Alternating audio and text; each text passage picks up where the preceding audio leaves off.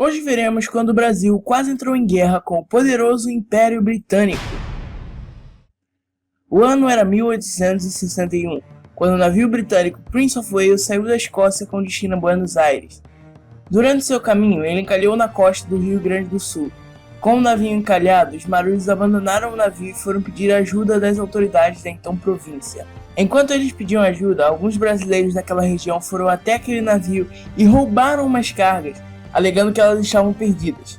Com isso, o embaixador britânico William Douglas Christie exigiu do imperador do Brasil, Dom Pedro II, uma indenização e um pedido formal de desculpas. Dom Pedro disse não. No ano seguinte, na capital Rio de Janeiro, 2 marinheiros britânicos entraram em uma briga com 2 marinheiros brasileiros por causa de mulheres. A polícia local os deteve e 2 dias depois o ministro de Relações Estrangeiras do Brasil enviou uma nota a William Christie solicitando que os marinheiros que se envolveram na briga fossem julgados pelas autoridades brasileiras.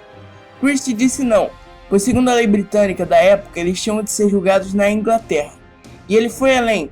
Ele disse que se Dom Pedro II não pagasse a indenização e pedisse desculpas, ele iria prender os brasileiros envolvidos na briga, demitir os policiais que prenderam os britânicos e que a Marinha Real Britânica cercaria toda a Baía de Guanabara. Dom Pedro II disse: "Ah, beleza, se é isso, pode vir, o Império do Brasil está pronto para a guerra." Eu diria que naquele dia os britânicos ficaram de queixo caído. Eles sabiam que uma guerra contra os brasileiros não seria nada fácil. Tínhamos a segunda maior e mais forte marinha do mundo, além de que podíamos contar com o apoio de várias nações. Enfim, eles ameaçaram de bombardear uma cidade do Rio Grande do Sul, e alguns meses depois, uma esquadra de guerra britânica apreendeu 5 navios brasileiros localizados no Rio de Janeiro, exigindo uma indenização de 2.000 libras esterlinas. Então o governo brasileiro pediu uma indenização pelos navios apreendidos, além de um pedido formal de desculpas por violação do território nacional. Agora foi a vez dos britânicos dizerem que não. Com isso, Dom Pedro II rompeu todas as relações diplomáticas que já estavam indo de mal a pior por causa do tráfico de escravos no Atlântico com o Reino Unido. O rei Leopoldo I da Bélgica entrou na crise diplomática entre os dois impérios como mediador. Antes do veredito, Dom Pedro II pagou antecipadamente a indenização que os ingleses haviam pedido.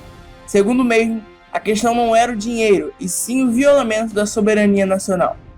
Ele fez isso porque pensou que o rei belga daria parecer favorável aos ingleses, até porque a rainha Vitória do Reino Unido era sua sobrinha. Porém, não foi bem isso que aconteceu. Em junho de 1863, chegou aos ouvidos da corte que o rei da Bélgica, Leopoldo I, havia dado parecer favorável ao Império do Brasil. Em 1865, enfim, os britânicos tiveram de abaixar os seus narizes e pedir desculpas formais ao Império do Brasil.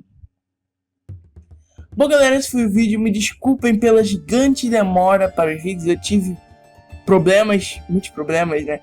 Mas eu prometo tentar melhorar essa frequência. Muito obrigado pelos 10.000 inscritos. Se você gostou, deixe seu like, compartilhe esse vídeo com seus amigos e inimigos. E é isso, até a próxima e tchau!